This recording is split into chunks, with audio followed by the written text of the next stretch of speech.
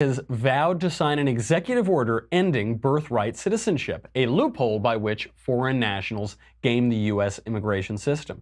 Critics on both the left and the right are calling foul, but the strategy is both just and brilliant. I'm telling you, I will explain why. Then the leftist pots are calling conservative kettles black on anti-Semitism in America. GQ's Julia Ioffe accuses the president of radicalizing more people than ISIS, and 2 lesbians carry the same baby to term. That's it. I'm leaving. I'm out of here. I'm Michael Knowles. This is The Michael Knowles Show.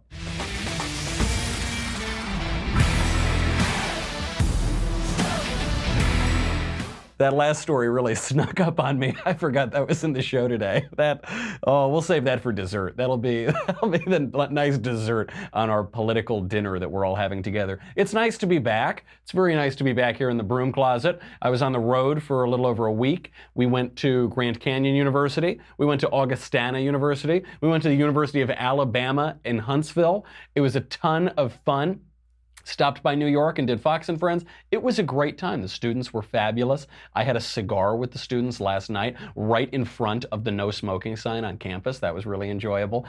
We talked about a few things. We did speeches on the culture. We did speeches on economics. We're going to be having a lot more speeches coming up. Again, if you want me to stop by your school and cause mayhem, you should do it through YAF. You should. This tour is all being hosted by the Young America's Foundation, and it's been a ton of fun. And now I come back, and President Trump is giving the United States one of the greatest civics lessons in a very long time by threatening to sign an executive order ending birthright citizenship. We will get to that in 1 second. But first, I am so pleased to, make a little money, honey, and thank this wonderful new sponsor, Operation American Gratitude. How often do we talk on this show about the dearth of patriotism and gratitude, especially among millennials, especially because they're just not raised with an appreciation of their country. They're raised to protest their flag, to protest their country. Operation American Gratitude is terrific. It was founded when the founder heard a Vietnam veteran say on a podcast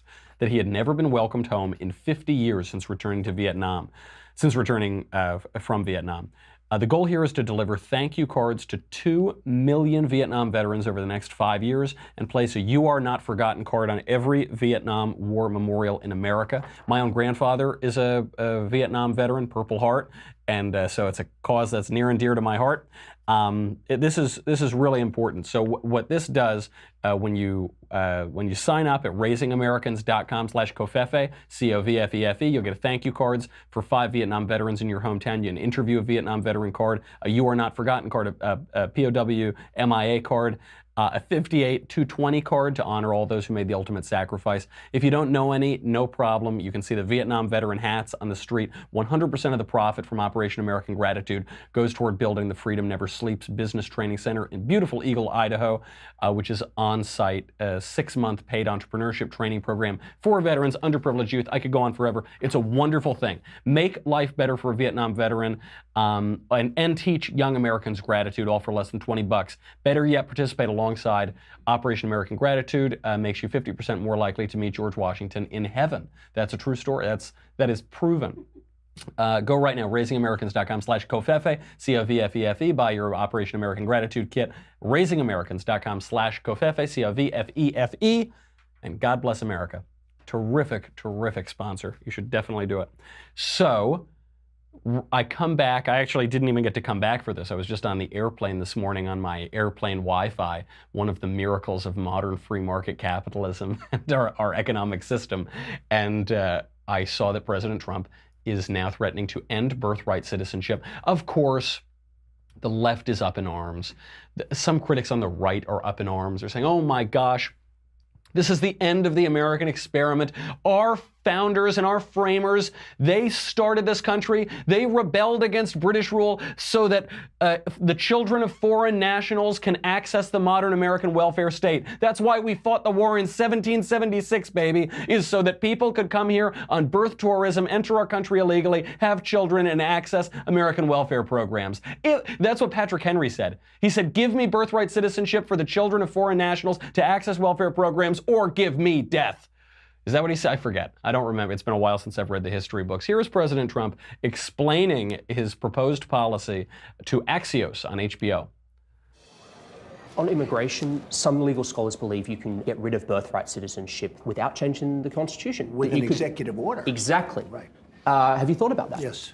Tell me more. It was always told to me that you needed a constitutional amendment. Right. Guess 14th what? Amendment. You don't. You don't. Number one, you don't need that. Number two, I mean, that's in dispute. You could definitely That's very much in dispute. Well, you can definitely do it with an act of Congress, but now they're saying I can do it just with an executive order. Now, how ridiculous. We're the only country in the world where a person comes in, has a baby, and the baby is essentially a citizen of the United States for 85 years with all of those benefits. It's ridiculous. It's ridiculous. And it has to end. Have you talked about that with council? Yeah, I have. So where in the process? It's in the process. It'll happen. With an executive order. That's what you're talking about, right? Yeah, That's it's a very exactly what I'm interesting talking about. I didn't think anybody knew that but me. I thought I was the only one. Jonathan, I've got a good impressed. guess. Good I'm guess. impressed. Terrific. Excellent timing, excellent strategy for a few reasons. One, some conservatives are calling foul. They're saying, you can't do this through an executive order. He has to do it through legislation or a constitutional amendment or this or that, or the courts have to decide. Yes, I agree. The answer is the last one. But what is this all about? This entire executive order is not about actually changing the law of the land. This executive order is about asking the courts to finally define birthright citizenship. So the concept of birthright citizenship, the concept of anchor babies, it comes from the 14th Amendment. Specifically this line: all persons born or naturalized in the United States and subject to the jurisdiction thereof are citizens of the United States and of the state wherein they reside. Okay, what was the purpose of this amendment? To make slaves, former slaves, citizens. That's the purpose of it. The purpose of it was to revise, to undo the Dred Scott decision, which said that blacks can't be citizens. And this says all persons born or naturalized in the United States, former slaves, and subject to the jurisdiction thereof are citizens of the U.S. Now, the key phrase here is "and subject to the jurisdiction thereof," meaning that this excluded Native Americans. Very specifically, it excluded Native Americans who were subject to their own jurisdiction, their own tribal jurisdiction. This excluded the children of diplomats who happened to be here. If a diplomat was visiting the United States, his children were born here, they did not have birthright citizenship. This excluded foreign nationals. Certainly, the foreign nationals who come to the U.S. from Mexico or Guatemala or Honduras or wherever, certainly they are not subject to the jurisdiction of the United States. They're subject to the jurisdiction of a foreign entity. So at no point during the ratification of the 14th Amendment did its authors or the public believe that this was to give birthright citizenship to foreign nationals who just happened to be in the United States at the time. The trouble is, this has never really been challenged. There was a court case, I think in 1898, which defined birthright citizenship for a Chinese national. I think the parents had legal status in the U.S., but they weren't citizens, and the kid who was born got birthright citizenship. And this is accelerated in recent years, but it's never really been defined. So President Trump said he's going to take away birthright citizenship through an executive order. This is probably the best way to do this. I think it's better than legislation. This is the best way to do it because ultimately, because this is a matter of constitutional interpretation, this is going to come down to a court case. This is going to be defined by the Supreme Court. This is why it was very important to elect Donald Trump over Hillary Clinton, because President Trump and Cocaine Mitch have gotten a zillion federal judges on the bench and 2 excellent Supreme Court justices. So we've now got conservative, originalist justices on the bench and at the federal courts who could define this.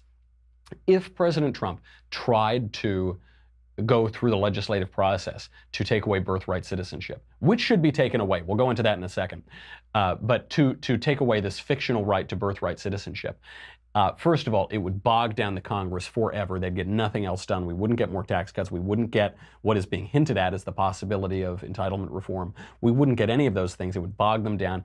We would probably lose certain legislators in swing districts. It would be demagogued constantly. It would be demagogued as taking away citizenship from Americans, as taking away citizenship from poor little kids or something. It would be a real mess, and it would ultimately be challenged in the courts anyway.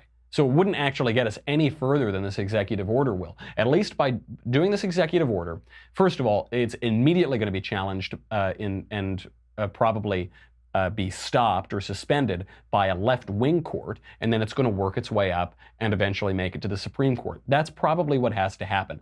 150 years later, or, a century and a half later, it's probably time that we define what the 14th Amendment has to say about birthright citizenship. There's an argument to be made for either side, fine, but certainly at the time of the ratification of the 14th Amendment, it was not considered that the 14th Amendment gave birthright citizenship to Guatemalan nationals who happened to be in the United States, or Chinese nationals for that matter. So I can't wait for it to go through the courts. It's also great timing because the midterms are coming up.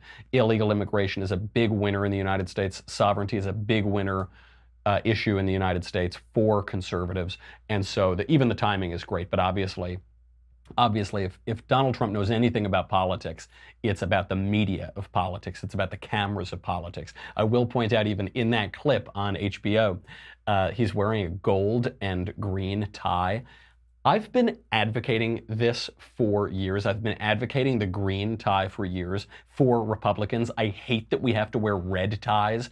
They stuck us with it. It was really Tim Russert who did that. They used to alternate between blue and red for Republicans and Democrats. Then sometime around the year 2000, they decided, I actually sort of blamed Tim Russert for this, that Republicans were red and Democrats are blue. But red is awful. We have bad associations with red. Red is the color of communists. Red is the color of stop signs and stoplights. Red is the color of danger, of fire. And it's associated with Republicans, which is absurd because the Reds, the commie pinko Reds, are now the Democrat Party, which has embraced socialists, 40 plus socialist candidates across the country, and Alexandria Ocasio-Cortez, now running as Jenny from the block, even though she's from Westchester. So I actually even love that he's wearing that, because green is the color of money, gold is the color of Donald Trump, I guess, so it's a fine combination. I hope, this is a sidebar, but I really hope that conservatives embrace that in the future. I also want to point out, by making this announcement on HBO, not on Fox News, not on Fox and Friends, but on HBO, you're triggering a huge lefty audience, and you're teaching a civics lesson. I've long said that President Trump, whether he knows anything about our Constitution, anything about our system of government, or checks and balances, or what the various branches do, I don't even care if he knows about those. He is the greatest civics teacher that we have had, certainly in my lifetime, probably in modern American history, because he is forcing people to debate fairly basic aspects of our government that have been neglected. Before this, what percentage of the population would you say knew that there is a long-standing debate over what the 14th Amendment says about birthright citizenship? 2 people? 3 people? The people in this room and the people watching this show, maybe? Very few people knew that. And now when Trump says it, President Trump, I love this strategy. I love it when other conservatives do this too, to stake out the extreme position, and then you trigger the other side into losing their minds and taking a much more extreme position on the other side, and then figuring out where the reality lies. And in that situation, it lies more on the conservative side. The argument for birthright citizenship is pretty weak. And if there was an argument in the bygone days of yonder, now there's much less of an argument because there's a much more robust welfare state. So birthright citizenship implies a certain monetary value, a certain property value that comes at the expense of native-born citizens or of naturalized citizens. So I'm really glad we're having this debate. This gets back to the classic Trump move that really started to win me over even during the primary campaign when I was very skeptical of him. He was talking to a reporter about the question of anchor babies. Here he is. The term anchor baby, that's an offensive term. People find that. You mean it's not politically correct and yet everybody uses it? So you know what? Give me a different term. Give me a different term. What else would you like to say? The American-born child with undocumented immigration. Oh, you want me to say that? Okay, I said, no, I'll use the word anchor baby. Excuse me. I'll use the word anchor baby. Oh, you want me to say the future undocumented birth? Yeah, you want, okay, no, I'm going to say the word anchor baby. And it threw it into stark relief. We've all used the term anchor baby. Donald Trump didn't invent this term. We've used it for decades to describe the process of people who come to the United States while they're pregnant, when they're just about to give birth, to have the baby, to get one of the most valuable things on earth, which is American citizenship for their child. In part for what it'll do for the child, and in part then because it can stir chain migration and bring the rest of the family over when the kid has a U.S. citizenship. And because you can't then deport the kid who has U.S. citizenship, and you're probably not going to deport his parents. So the left has been euphemizing this forever. Saying, oh no, we've got to use this, we've got to use this. And he says, no, it's anchor babies. This is really happening. You know, this is not, President Trump sometimes exaggerates things. Conservatives can exaggerate things. This is not being exaggerated. There is such an industry as birth tourism, specifically among Chinese women, especially here in California, we see it. There were articles going back way before the Trump era, way before Trump was running for president, which described these compounds for birth tourism. And one article about it described them, quote, like a brothel in reverse, which is a very charming description, I think. Really does explain what it is. It's these women, you get a dozen, 2 dozen women in a dirty room, a filthy room. Can you even imagine this? You get a dozen or 2 dozen 6-month pregnant women. Oh dear God, what hell on earth that must be. And they're all just in this room together in these shabby conditions, dirt, you know, filth everywhere. And they're paying a ton of money to do it. In 2015, a year before the 2016 election, there was a big article about this, quote, the tourist baby boom bringing Chinese women to the U.S. to have their babies is a growth business, and Homeland Security is cracking down. That wasn't Homeland Security under the Obama administration. That was Homeland Security under, or rather, it wasn't Homeland Security under the Trump administration. It was under the Obama administration. It was under a Democrat government, because it's highly immoral. It's highly immoral to have these women living in the shadows, living in filthy conditions, just to exploit a loophole in the present non-enforcement of our immigration regime. It's also criminal. It's not criminal to come to the United States if you're pregnant.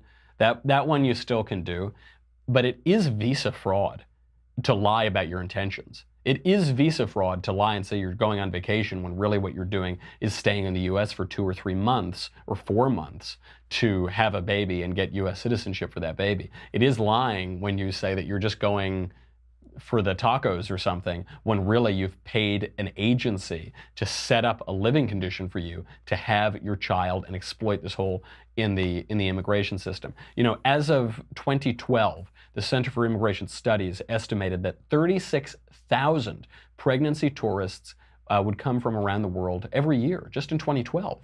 36,000, that's not nobody. I know that in a country of 300 million, that doesn't seem like very much, but for a relatively new industry, that is a pretty shocking number. It shows that there are pretty entrenched business interests here. And obviously this doesn't only apply to Chinese women and Taiwanese women. This applies to Latin American people who have been exploiting the porous border with Mexico for decades. And not just them exploiting it, it's actually the left in America and Democrats in America who are exploiting those people who desperately want to make it to the U.S.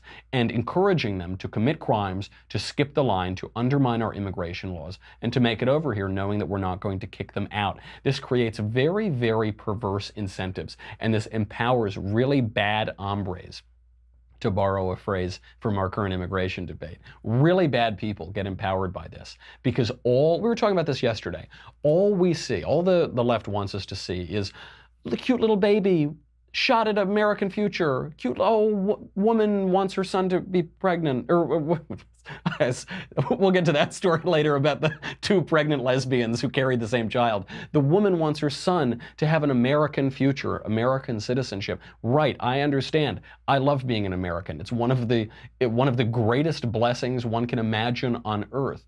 But the country can't support everybody, and we need to have laws. We need to be a country of laws that governs ourselves, that also allows people who are citizens to run this country. So when you've got these awful incentives, especially with a welfare system such as ours, which is so generous everywhere, and an immigration regime that isn't enforced, you you encourage these predators, these human traffickers, these coyotes, to bring pregnant women across, to bring young girls across. And we know from that study, from Fusion and from Amnesty International, that 60 to 80% of women and girls who are brought across that border illegally are raped or sexually assaulted. That is a horrible thing that you're encouraging, but you are encouraging it. And even birthright citizenship, even just that, is encouraging the breaking of this law. So you've got to think, who is birthright citizenship helping? It's helping illegal aliens who are cutting the line, who are damaging, who are undermining our immigration system, who are disadvantaging people who are doing their part and following the rules and waiting in line. It's benefiting illegal aliens of another sort, who are these birth tourists who fly in from China, have the kid, and fly back. It's benefiting coyotes and human smugglers and drug traffickers who use these humans that they're ferreting across the border to carry drugs and to bring crime in and to empower the cartels down there. And it's encouraging Democrats who want to flood the country with illegal aliens because they think statistically, eventually with an amnesty, they'll get more of those voters. So, and you know, I'm not saying that's in any particular order, by the way, in order of how heinous that is, but it's really benefiting pretty terrible people. Why would we continue that? Why would we continue to leave that incentive there when we could correct it, when it's not in the Constitution itself? I mean, this is a topic of serious concern. You know who's not concerned, though? Shepard Smith. My friends who are on the left, they say, oh, Michael, I hate Fox News. I never watch Fox. They always, when they refer to Fox News, they're really referring to every right-wing outlet. Fox is just the one that's on cable. They say, oh, but I kind of like Shepard Smith. Say, right, you like the Democrat. Yeah, you like the left-winger at the network. That's why. No. He's at Fox. No, he is a left-winger. And he's really, really going out pretty far these days. Here is Shepard Smith talking about that caravan that's making its way up through Latin America, now whittled down to 5,000, from 14 down to 7, now down to 5. Here is Shepard Smith's hot take on it. Tomorrow. The migrants, according to Fox News reporting, are more than 2 months away, if any of them actually come here. But tomorrow is 1 week before the midterm election, which is what all of this is about. There is no invasion. No one's coming to get you. There's nothing at all to worry about. When they did this to us, got us all riled up in April, remember? The result was 14 arrests. We're America, we can handle it. Yes, that's right, Shepard. There were only 14 arrests, which is a terrible thing because we have 1,000 people at least crossing the border every single day. That is something to worry about. That is, one, because of everything we just spoke about, all of the perverse incentives of illegal immigration. Two, because of the cultural question of assimilation. We like to bring in a lot of people into America. We want people to send their best, to quote the president. But assimilation is very difficult under the best of circumstances. Right now, we have the highest foreign-born percentage of the population since 1890, I think, 1880 or 1890. And that's very difficult when you have half of the country discouraging assimilation, discouraging becoming Americans and entering into that melting pot.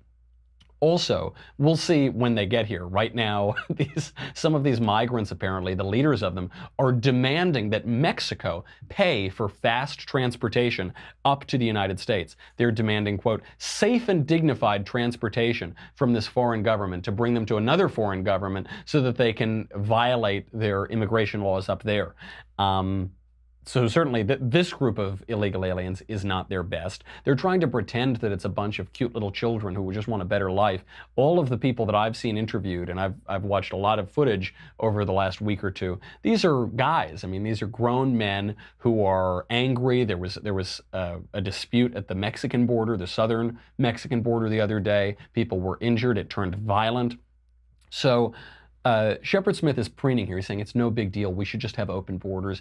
We're America. It doesn't matter. We're America, so therefore we don't need an immigration system. We're America, so therefore we don't have the right to control who enters our country. So he's preening about this. I wonder, every time that Shepard makes one of these comments, how many votes does he win for the Republican Party in the midterms? Every time he says, come on, stop complaining about open borders. Like, well, all right, another 10,000 for the GOP. Oh, come on, stop it. It doesn't matter if foreign nationals invade your country and lower wages, particularly for unskilled labor. That doesn't matter. Okay, another 20,000 votes for the GOP. Chalk it up. Keep it up. I really enjoy it when the left is honest about what they really think. At least Shepard Smith, one, he's a pretty entertaining broadcaster, and two, he's honest about what he thinks. He says, yeah, it doesn't matter. Open borders, cross the border, doesn't matter one little bit. I don't care about the law. I don't care that you care about the law. I don't care how you want to govern the country. I want lawlessness. All right, at least you're honest. That's an argument. I would that the entire Democrat Party were as honest as Shepard Smith. It's a really unpopular point of view, but that's the one that they're holding now. And if only we could go up to every Democrat running for office and say, what'll you do about the caravan?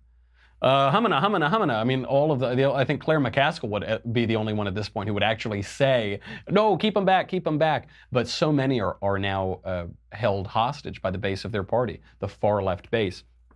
And speaking about how everything is Trump's fault, that's just the theme of today's show, several weeks of shows, probably until the midterms. We're going to talk about how everything is Trump's fault, according to the left. President Trump is being criticized and blamed for anti-Semitism in America in the wake of that shooting in Pittsburgh. Now, where is the anti-Semitism in America?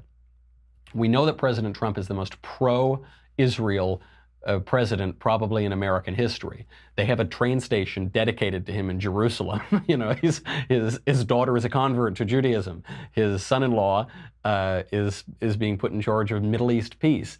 We know that this guy is very, very pro-Israel. Where is anti-Semitism in America, though? It's all on the left. It's in the boycott, divest, and sanction movement, which holds that the Jewish state is an apartheid government, which encourages students on campuses across the country to have their universities divest, pull money out of Israel, not participate in academic conferences in Israel. I think Stephen Hawking, before he died, pulled out of an academic conference because he hates Israel that much. The left, the academic and political left, despise the Israeli state. Recently, at the University of Michigan, there were 2 professors who refused to write letters of recommendation for students to study in Israel. Why?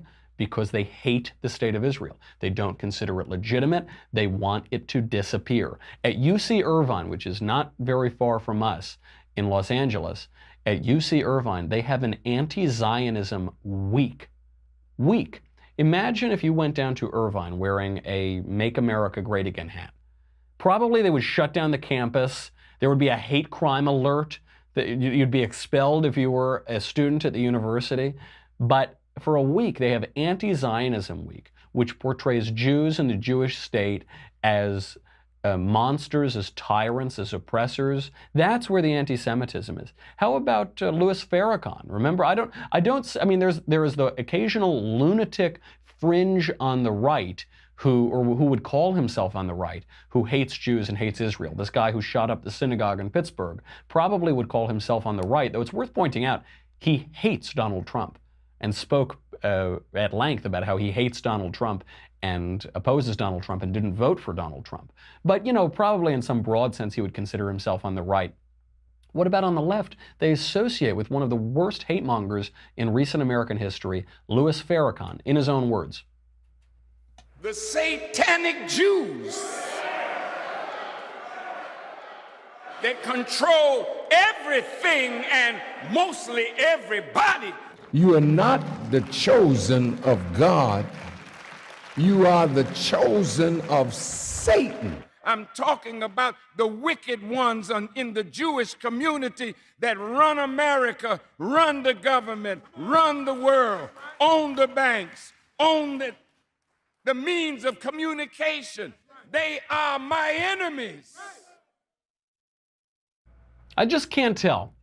What does Louis Farrakhan think about the Jews? I just can't tell. The other day he went out, he said, I'm not an anti-Semite, I'm anti-termite. You get it? Do you get it? That guy posed for pictures with Barack Obama, smiling. Oh, there's Obama smiling right next to him. The media covered that picture up, by the way, for a long time. He was just in an event, he was at Aretha Franklin's funeral on the stage with Bill Clinton. That is the mainstream of the left. That's the mainstream of the Democrat Party. And the party itself has turned against Israel in recent years. The GOP has full-throatedly embraced Israel, wholeheartedly embraced Israel, and more so even in recent years. Why is that? One, they're reliable allies in that region, probably the only reliable ally in that region. Two, it's in our interest because we get good intelligence from them. They help fight terrorism over in the Middle East. And also because of justice, because the Jewish state has a right to exist. And where is it going to exist? It's going to exist in the historic homeland of the Jewish people. That's it. That's it. That is justice. Some people think it would be justice if the Jewish state were wiped off the face of the earth. I don't think that would be justice. And I don't think the people who claim to have a right to that land have a right to that land. But it's certainly just for the Jewish state to exist, and it seems that it should exist in the historical homeland of the Jewish people. That's the position of conservatives. That's the position of Republicans, not the position of the left, which seeks to destroy the Jewish state. And yet they spout this idiocy all the time. And then they turned it up to 11. Right before the midterms, you know, they're so angry. They really thought that after Kavanaugh, the GOP polling was going to decrease. It didn't. It went in the opposite direction. They were really hoping that there would be something that would stop the Republicans from still having momentum. And so Julia Ioffe, is it Ioffe or Ioffe? I only ever read her name. Joff, is that how you pronounce it? I don't know. Loff, Koff, I don't know. Julie was on CNN. She's a writer for GQ, and she decided that she was going to turn her hot takes up to 11 right before the midterm elections. I'll let her say it. I think, you know, this president, one of the things that he really launched his presidential run on is talking about Islamic radicalization. And this president has radicalized so many more people than ISIS ever did. I mean, the way he talks, the way he it's the way he talks, the way that he allows these people, the way he winks and nods to these groups. What? So how many people do we think ISIS radicalized? How many, like, more than one? Then they radicalized more than Donald Trump. And probably Donald Trump didn't even radicalize one. What she obviously doesn't mean this literally. How many countless Islamic terrorists are roaming the earth, killing the innocent, slaughtering the innocent in evil acts? How many? How many thousands? How many over the course of history? How many millions? Very many. How many has Donald Trump radicalized? What does she mean by that? What she's trying to do is link Donald Trump to acts of violence. So we just had this Pittsburgh shooting at the synagogue. The guy hated Donald Trump. That guy hated Donald Trump. What about the guy in Florida, the most incompetent pipe bomber in all of human history? Didn't even get one of them to go off. We still don't really know anything about the guy other than he's an ex-stripper homeless person.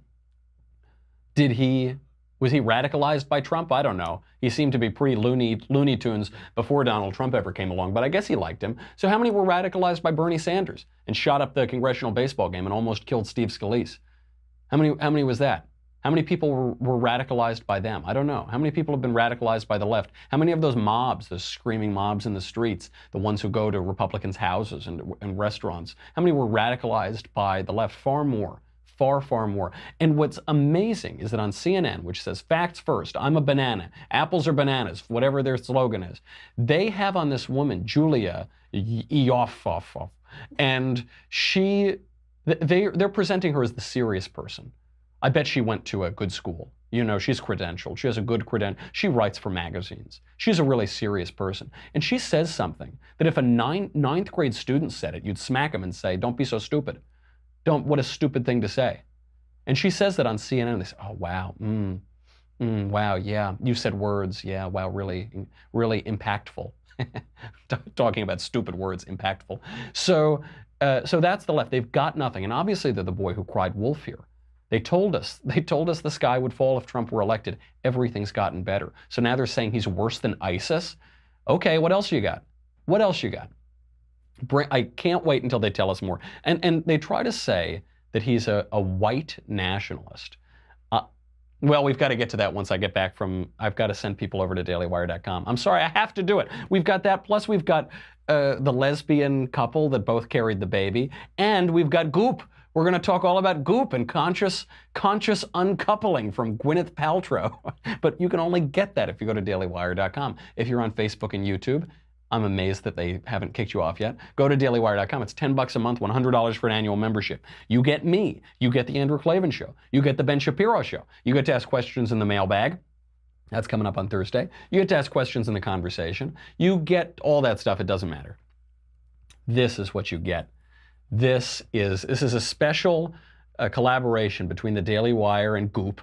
The Leftist Tears all super porous, organic, Zen crystal tumbler. It's made out of healing crystals that, well, they heal you, but the way that they heal you is from the little salt crystals from Leftist Tears that are inside the tumbler. So go to dailywire.com to get the special Goop edition tumbler. We'll be right back with a lot more.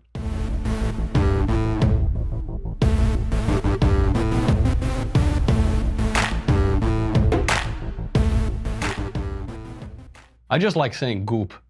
That's mostly why. We're going to move on to the Goop story just so I can keep talking about Goop. So Goop is the company that Gwyneth Paltrow founded, and it's all natural, and it's really good for the spirit and the soul, and it's all linked, man. So anyway, they are getting sued into oblivion right now because they're damaging people's lives and lying blatantly on their website. So the Good Thinking Society, which is a watchdog, has identified 113 misleading claims on the Goop website. Goop, it's this hippy-dippy modern thing. And Gwyneth Paltrow, by the way, has already settled a lawsuit over the porous jade and quartz egg, which was used by women, by very, very gullible and or stupid women, to treat endometriosis. If you don't know what that is, don't Google it. And so anyway, it turns out that putting porous jade eggs into your body is not terribly hygienic. I'm trying, this is a family show. I don't want to scar children who might be watching it. Anyway, she was able to settle that lawsuit, and now they're getting dinged with a lot more misleading claims. I really like this story because it just goes to show you how hypocritical the apparently pro-science left is. You always hear, we're the party of science. We believe in science, whatever that means. They're the same people who put crystals on their chakras and read their horoscopes and put jade eggs where jade eggs do not belong. And the reason for this is that everybody's got to serve somebody, and that there is a metaphysical basis for our physical sciences. So, all of the pioneers of science were devout Christians, virtually all of them. Newton spent decades interpreting scripture, Francis Bacon, on and on and on. If you don't ground your physical science with a metaphysical foundation, with a strong traditional metaphysical foundation, you're going to wander into these bizarro world metaphysics of crystals and chakras and witchcraft and whatever. Mysticism. There was another story that came out that witchcraft is on the rise among millennials. And anecdotally, we know this because there were the Brooklyn witches who put a hex on Kavanaugh, and all of these, Vox.com was encouraging people to practice witchcraft. Apparently, though, the statistics bear this out, that millennials are leaning toward witchcraft. Why is that? It's because you've got to serve somebody. People have a natural religious longing, a longing for the divine, a longing for the transcendent. And when they've rejected the religion of their civilization, the religion of their culture, the religion that created their culture, Christianity, they're going to fall for something else, because that longing will not go unsatisfied for very long. So here is from the Goop website. Here is from our values. Quote, "We believe that the little things count, that good food is the foundation of love and wellness, that the mind/body/spirit is inextricably linked, and we have more control over how we express our health than we currently understand." Now, I will point out that is technically a true statement. We do have more control over our health than the people at Goop understand. That is absolutely true. And they're also identifying something true, which is that our bodies and our minds and our spirits are inextricably linked. Some people, some modern people, want to pretend that we don't have a spirit or we don't have a mind, that we're just a physical thing. And other modern people want to pretend that we're modern day Gnostics, that the body is nothing, it's meaningless, all that matters are ideas. But we know that actually we're both soul and body, that we're both flesh and metaphysical. And the Goop people understand this. They just take it in a completely kooky direction. They go on, quote, "Our values, we know who we are. Our words and actions are aligned, and we take a curious, unbiased, open-minded, and service-centric approach to what we do. We test the waters so that you don't have to. God help whichever member of the Goop staff tested the jade egg. I hope they got good workers' comp for it." I want to focus on one word here. They say that they are open-minded. They're curious, they're unbiased, they're open-minded. They are biased, and they are closed-minded in some way. To be open-minded, you have to be closed-minded. To be unbiased, you have to arrive at certain judgments and conclusions. To be open-minded, you have to be willing to conclude that certain ideas are wrong. It doesn't just mean if you're completely open-minded, if you're open-minded and you won't make any judgments, then you'll be so open-minded that your brain falls out of your head. You have to make certain judgments. To be open-minded is to entertain many ideas, but ultimately you have to reach conclusions. That's the only way you can move on to other ideas. But they're pretending that they don't have to do that. They're saying we're not biased. Well, what does that mean? Does that mean you don't reach judgments? Certainly they reached some judgments. They decided that the jade egg was better than the, I don't know, crystal egg. I don't know if it really is, but probably the crystal egg would have been better. Who knows? They've reached that conclusion. They've reached that judgment. They're pretending that they haven't. People are a little too closed-minded, open-minded in modern society. They're so close-minded about their definition of open-mindedness. They're not very open-minded. They're so tolerant that they don't tolerate anything that disagrees with them. You've got to be able to reach conclusions. That's not wrong, that's not harmful, that's not hurtful. To say this is true and this is false, and moving on, I'm not going to put a jade egg where a jade egg should not be. This brings us, of course, to the Texas lesbians who are both carrying the same baby. How did they do it? I'll let them tell you themselves. I wanted to be pregnant for so long and so bad. I always wanted to have a child. I just didn't want to carry the child. Ashley and Bliss knew welcoming their own biological child would require a sperm donor and some creativity. Obviously, us being two women, we were like, how can we make this happen? We felt like, there has to be a way. Turns out there is a way for both women to carry the same baby. All right, I'll spare you the rest of that, and I'll give you the Cliff's Notes version, which is that when people get in vitro fertilization, the way it happens is that they'll go to a sperm bank, they'll get some sperm, they will incubate the sperm and the egg in a little incubator for a little bit, and then they'll implant it into the mother. What this new process has done is taken the sperm and the egg, they've incubated the sperm and the egg in a little contraption inside one of the women. And then at the point when they would typically implant this into the mother, they've taken it out of the first woman and put it into the second woman. So the first woman really gets off pretty easy here because she's only got to carry the baby for like 5 minutes, and then, for a week or however long it is. And then after that period, the other woman carries the baby for 9 months, and they've both carried the baby. I'll tell you what I like about this story. What I like about this story is the story acknowledges that the baby is a baby. Because they're saying, we've both carried the baby. We both carried the baby in our wombs. Well, wait a sec, you only carried the baby for a week. You carried the baby for a very small amount of time. The first woman only carried the baby for a much shorter period of time than the pro-abortion left wants to pretend that the baby isn't a baby. And with this process, these women are admitting that 1 week, that 2-week-old baby is a baby. Then it goes into the other woman.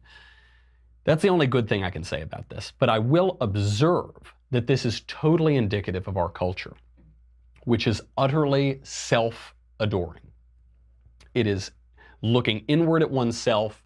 It is only looking at one's personal desires and personal needs. To begin, in vitro fertilization results in multiple eggs being fertilized, multiple infinitesimally small human beings being begotten being created, being begotten, really more precise to say begotten, and then those are discarded. The ones that they don't want are discarded. They're either frozen or they're killed. So you've got brand new human life coming together, independent human life, and then being snuffed out. That's the essential problem with in vitro fertilization. The other problem here is that this baby is being begotten for the desires of these two women, and that baby is being denied the right to his father.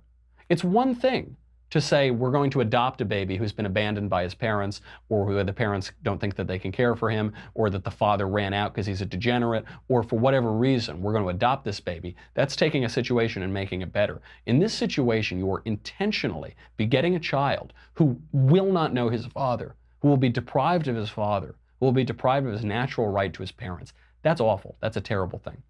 And we shouldn't encourage it as a culture. I understand why some people are confused about this.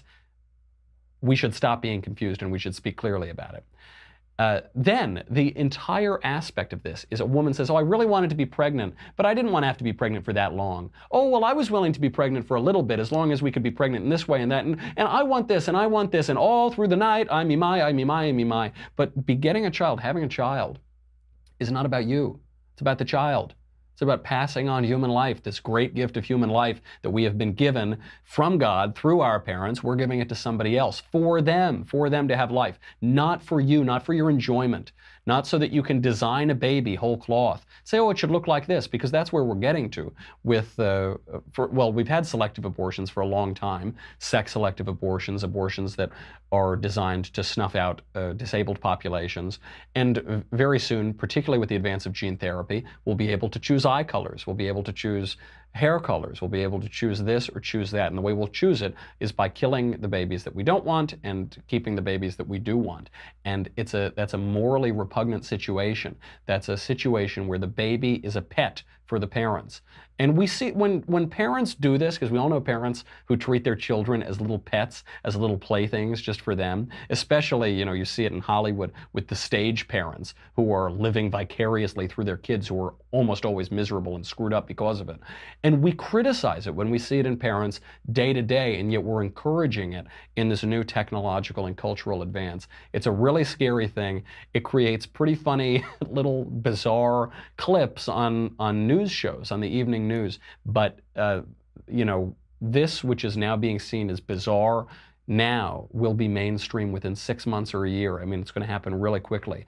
And we've got to speak with clarity against it, because it is all we look at here is, oh, that's so nice. Those two women love each other, and now they can have this experience together that they both wanted in the begetting of a child. But we're not talking about the child and the rights that the child should have, and how the child should be brought up, and what the purpose of having a child is, and what the process for having a child is. Okay, I'm getting off my soapbox. I went straight from LAX when I got in from all those speeches to my soapbox here, and now I'm getting off my soapbox and going to my purple mattress and going to bed because I've been awake for about 8 days straight now and feeling a little delirious. And I'll probably be just as delirious tomorrow, so tune back in. In the meantime, I'm Michael Knowles. This is The Michael Knowles Show. I'll see you tomorrow.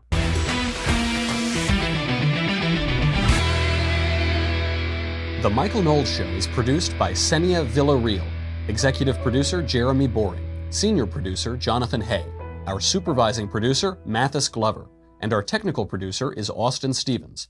Edited by Jim Nickel. Audio is mixed by Mike Coromina. Hair and makeup is by Jesua Olvera. The Michael Knowles Show is a Daily Wire